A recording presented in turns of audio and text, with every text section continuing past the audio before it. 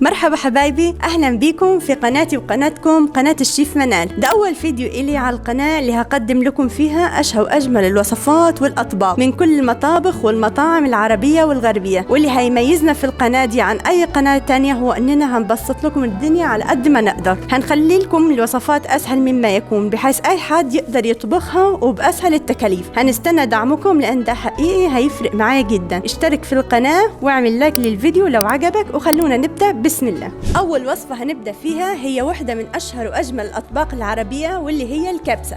طبعا أي حد يسمع كبسة بفكر الموضوع صعب ومعقد، بس مع الشيف منال زي ما وعدناكم كل الوصفات هتكون سهلة وبسيطة. خلينا نبدأ بوصفة الكبسة.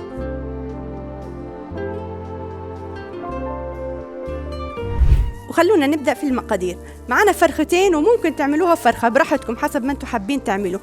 معنا كيلو رز مغسول ومنقوع لمدة نص ساعة في ماء دافية.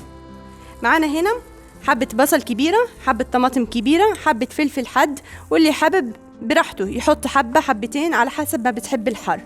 معنا هنا لدهن الفراخ معنا معلقتين دبس بندورة، معنا 4 معالق زبادي، معنا هنا بصلتين لسلق الفراخ. معنا البهارات، معنا معلقة صغيرة من كل نوع، معنا معلقة صغيرة هيل، معلقة صغيرة كبابة صيني، معلقة صغيرة فلفل اسود، معلقة صغيرة قرنفل، معلقة صغيرة زنجبيل، معلقتين كبار كاري، معلقتين كبار مرقة خضار، معلقة كبيرة ملح، 10 ورقات ورق لوري غار، 2 عود قرفة، 6 حبات لومي. وهنحط معانا للتلوين الرز معانا معلقة صغيرة ملون طعام. معانا لطبخ الرز نص كوب زيت، وعشان ده اختياري معنا نص كوب زبيب ونص كوب لوز مقشر.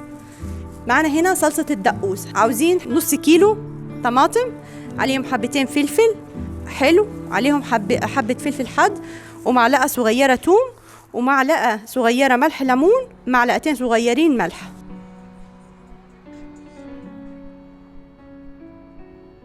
هلأ رح نبدأ طريقة التحضير. هنحط الفراخ في الحلة،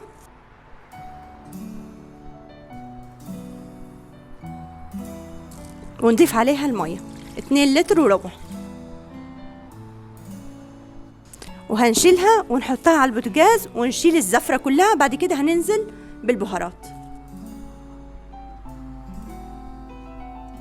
لما الفراخ تتسلق هنعمل معاكم صلصة الدقوس.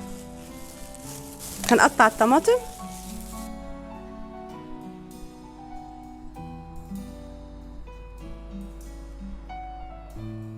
هنقطع برضو الفلفل،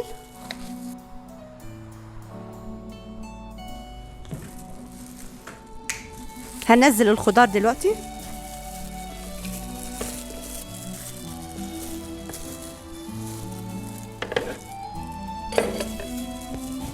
نص كوب ميه، معلقه صغيره حمض ليمون، معلقتين صغيرين ملح، معلقة صغيرة ثوم مهروس، ونشغل الكبة. احنا عايزينها كده خشنة، مش عاوزينها ناعمة خالص عشان تبقى قطع. اهو احنا بنشوف الفراخ ما شاء الله، يعني بصوا الفراخ ما فيهاش اي زفار، يعني بحاول اشيل منها الزفارة بس ما فيهاش زفارة. ليه؟ عشان انا غسلتها كويس ونقعتها بمي وخل وملح. ما شاء الله بصوا الفراخ نظيفة قوي ما فيش اي زفارة. ودلوقتي هنحط البهارات، هننزل كل حاجة. معلقة صغيرة بهار حلو، معلقة صغيرة فلفل، معلقة صغيرة قرنفل، معلقة صغيرة زنجبيل، معلقة صغيرة هيل، 2 ملعقة كاري، 2 ملعقة شوربة فراخ، ملعقة ملح، 2 عود قرفة، 10 ورقات غار، 6 حبات لوم، نزل برضو حبتين بصل. هنقلب كل حاجة ونغطي.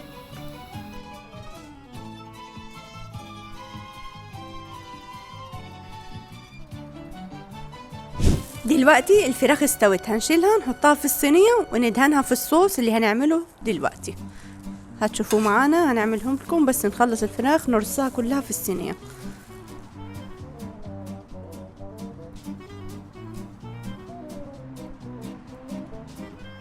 الريحة حلوة قوي ما شاء الله، البهارات ريحتها تجنن. لما تعملوها وتجربوها اكيد ان شاء الله هتعجبكم كتير.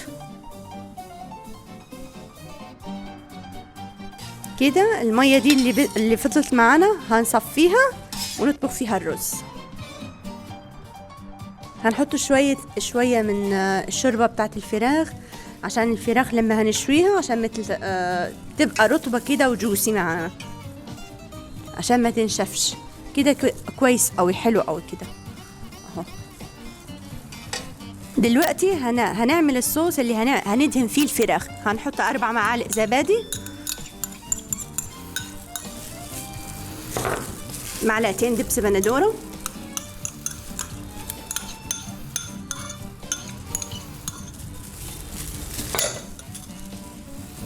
نقلبهم كلهم مع بعض كده عشان يتجانسوا.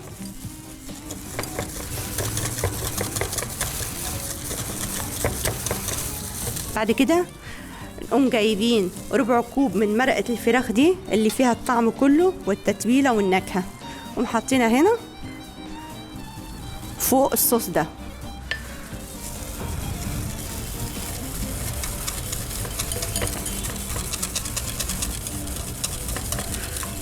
كده تمام.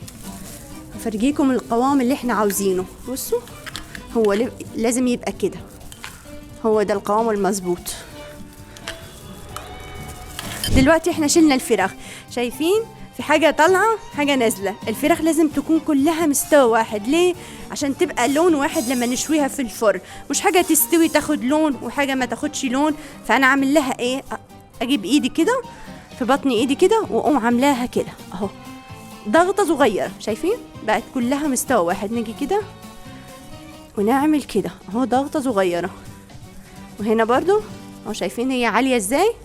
ناخد لها كده اهو اهو، تقوم نازلة معايا وفرشة برضو القطعة هتكبر معانا.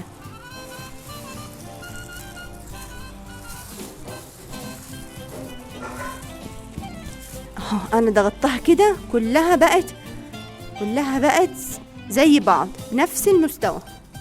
دلوقتي بقى هدهنها بالصوص اللي عملته لها ده، اللي هيدي للفراخ لون وطعم رهيب.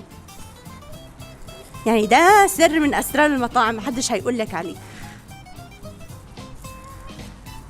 هيدي للجلد بتاع الفرخة قرمشة، بس ايه لازم نشويه على نار هادية. يعني مش نحطه تحت الشواية مباشرة يتلسع، لا لازم يستوي على مهله عشان الجلدة تبقى مقرمشة.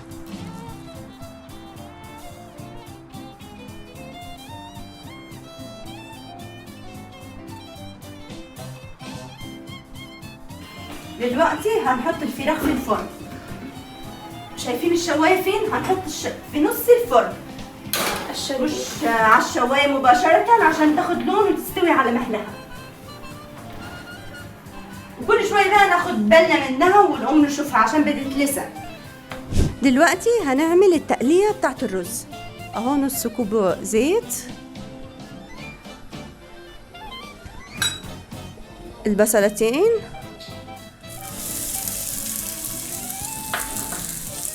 نقلب.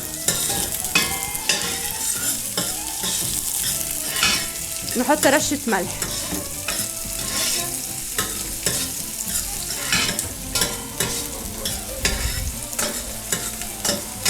عشان البصل يدبل معانا أسرع.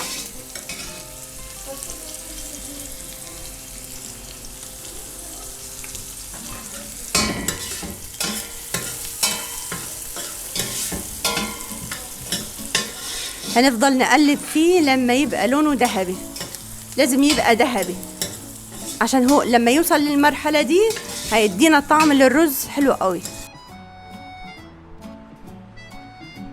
ده اللون اللي احنا عاوزين نوصله بالبصل، شايفين ذهبي. ده اللون هو اللي هيدينا الطعم الحلو، بس مش نوصله لمرحلة يبقى زي الصيادية، لا، شايفين؟ ذهبي، عاوزين لونه ذهبي. دلوقتي هننزل الطماطم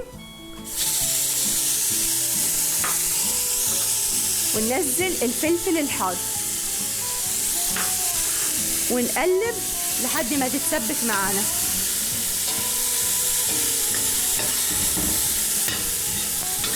مش هتاخد دقيقتين بس معانا.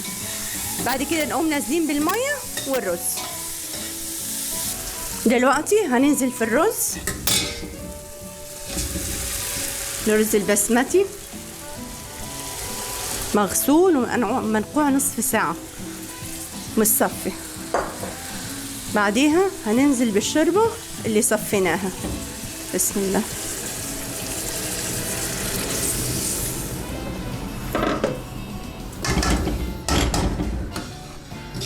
نقلب. شايفين المية مظبوطة، هي المية اللي حطيناها 2 كيلو ونص مية. الرز مظبوط 100%. كده نسيبه يغلي على نار عالية لحد ما المية كلها تنشف. نغطيه ونسيبه لما تنشف هنهدي عليه خلاص. نشوف الرز بقى اخباره ايه.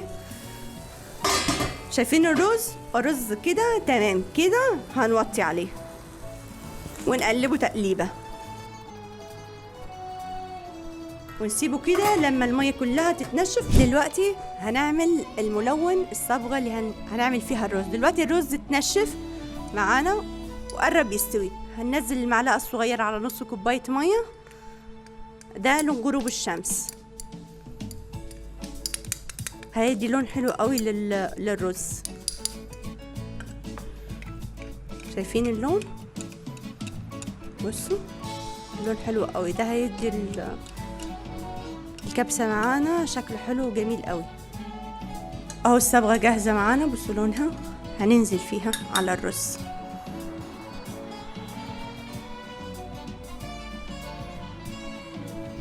نحط شوية زيت في الطاسة عشان نعمل المكسرات نقليهم. الزيت يحمى ننزل في اللوز نص كوب. ده طبعا اختياري، كل واحد حسب رغبته، حسب لو موجود او مش موجود مفيش مشكلة. اللوز كده لونه 100%، مش عاوزينه اكتر من كده. لو اكتر من كده هيبقى طعمه مر مش حلو يعني. خلاص نشيله بقى كده 100% خلاص. شلنا اللوز حطيناه في الطبق. دلوقتي هنبتدي ننزل الزبيب نقليه. هنقليه لما يبقى الحبيبات بتاعته تنتفخ معانا. لما تنتفخ خلاص نبقى نشيله ونحطه في طبق نسيبه يبرد.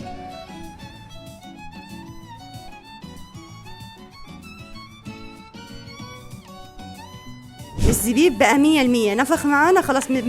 بمجرد شفناه نفخ كده خلاص نقوم فضينه في طبق عشان ما يتحرقش ولا ياخد لون. بس كده ينفخ معانا كده استوى معانا خلاص. اهو الرز يا جماعة جهز. بصوا ما شاء الله، شوفوا ما شاء الله كل حبة واختها، حبة وحبة ما شاء الله. بصوا الرز ما شاء الله، رز مفلفل وحلو قوي. حبة حبة، كل حبة وحبة. بصوا هنقلب كده عشان الرز كله ياخد من بعضه. بعد كده هنشيله كله ونحطه في المنسف. هتشوفوا الخطوات مع بعضين. دلوقتي هنسكب الرز في المنسف اهو. شايفين ما شاء الله الرز ما شاء الله. الريحة ما اقولكمش خطيرة. لما تعملوها هتشوفوا الفرق بنفسكم ان شاء الله. لما هيكون عندك عزيمة ما عادش تروحي تشتري اي حاجة من بره، خلاص هتعمليها انت في البيت.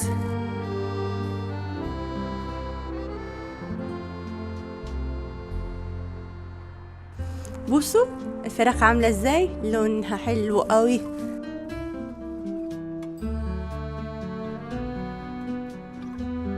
نرص الفراخ كده.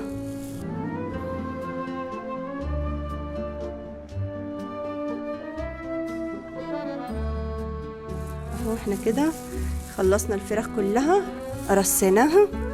بعد كده هنقوم جايبين شوية الزينة دي اللي عملناها، زينة بسيطة كده كل ست بيت بتقدر تعملها.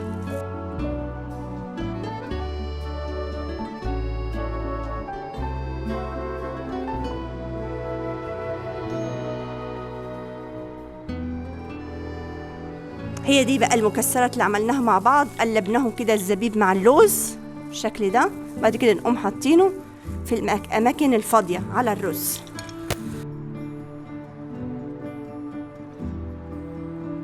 وبكده نكون خلصنا أول وصفة بنعملها مع بعض بقناة الشيف منال، وأنا متأكدة إن شاء الله إنها تعجبكم، مش هتبطلوا تعملوها.